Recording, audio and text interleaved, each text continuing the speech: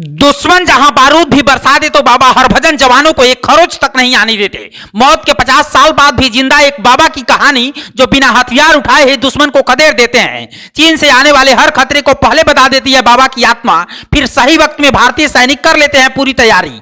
एक सैनिक जिसके सम्मान में बना है मंदिर, गंगटोक के जल्लप्पा दर्रे और नाथुला दर्रे के बीच 13,000 फुट की ऊंचाई पर बने इस मंदिर को शहीद सैनिक बाबा हरभजन सिंह मंदिर के नाम से जाना जाता है। मंदिर में प्रतीक के रूप में हरभजन सिंह का सामान भी रखा गया है। सामान में मंदिर बनाना कोई खास बात नहीं है, खास बात यह है कि मरने के करीब 25 साल बाद भी ये शहीद सैनिक सीमा की सुरक्षा कर रहे हैं। अब सवाल यह है कि क्या मौत के बाद भी कोई सीमा की निगरानी कर सकता है?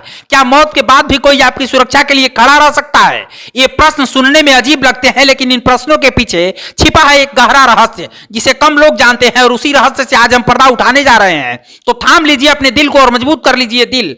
मौत के करीब 50 साल बाद भी सिपाही हरभजन सिंह सिक्किम सीमा पर देश की सुरक्षा में तैनात हैं, और यही वजह है कि भारतीय सेना पूरे सम्मान के साथ उनके मंदिर का रखरखाव करती है। इस मंदिर में पूजा पाठ की जिम्मेदारी भी सेना संभालती है।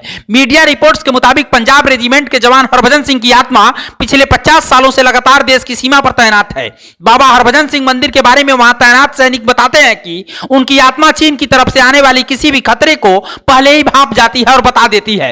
इसके साथ ही अगर भारतीय सैनिक को चीन के सैनिकों का कोई भी मूवमेंट पसंद नहीं आता है तो चीनी सैनिकों को भी पहले ही बता देते हैं। सुनने के बाद भले ही आपको इस खबर पर यकीन न हो, लेकिन चीनी सैनिकों को भी बाबा हरभजन सिंह पर यकीन है। इसलिए और भारत और चीन के बीच होने वाली हर फ्लैग मीटिंग में बाबा हरभजन सिंह के नाम की खाली कुर्सी लगाई जाती है। मतलब साफ है कि बाबा हरभजन सिंह भी देश सुरक्षा से जुड़ी ये मीटिंग अटेंड करते हैं। हरभजन सिंह का 30 अगस्त 1946 को गुजरावाला में हुआ था। गुजरावाला वर्तमान पाकिस्तान में है। 1966 में हरभजन सिंह 24वीं पंजाब रेजिमेंट में जवान के रूप में भर्ती हुए। 2 साल की सेवा के बाद ही एक हादसे में 1968 में सिक्किम में उनकी मौत हो गई। उनकी मौत के किस्से भी सेना के जवानों को जवानी याद हैं। सैनिक बताते हैं कि एक दिन हरभजन सिंह जब खच्चर पर बैठकर नदी पार कर रहे थे, तभी खच्चर सहित तो नदी में बह गए।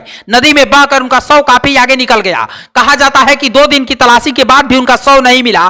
तब उन्होंने खुद अपने एक साथी के सपने में आकर अपने शव वाली जगह बताई। सुबह उठकर उसके साथी ने यह बात अपने रेजिमेंट के साथियों को बताई।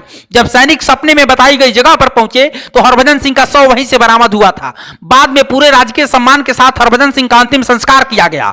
हरभजन सिंह के इस चमत्कार के बाद साथी सैनिकों ने उनके बंकर को एक मंदिर का रूप दे दिया।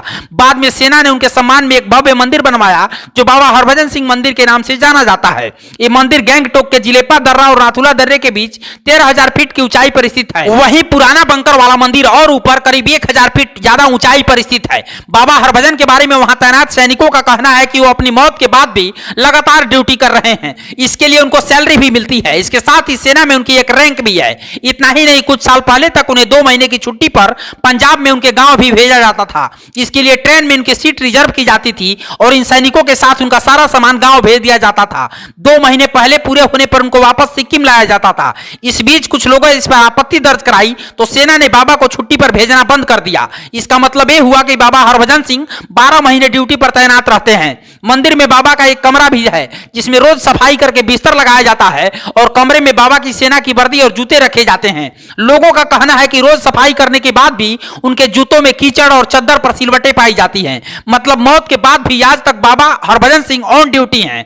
बाबा हरभजन सिंह की कहानी आपको कैसी लगी? क्या आप भी एक आत्मा पर यकीन रखते हैं या फिर ये सिर्फ एक कहानी भर है? कमेंट सेक्शन में अपना जवाब जरूर बताइएगा और इस भारतीय शहीद वीर सैनिक के सम्मान और इसके चमत्कार की कहानी सब तक पहुंचे, इस खबर को ज्यादा से ज्यादा शेयर कीजिएगा। ब्यूरो रिपोर्ट, पूर्वांचल समाचार।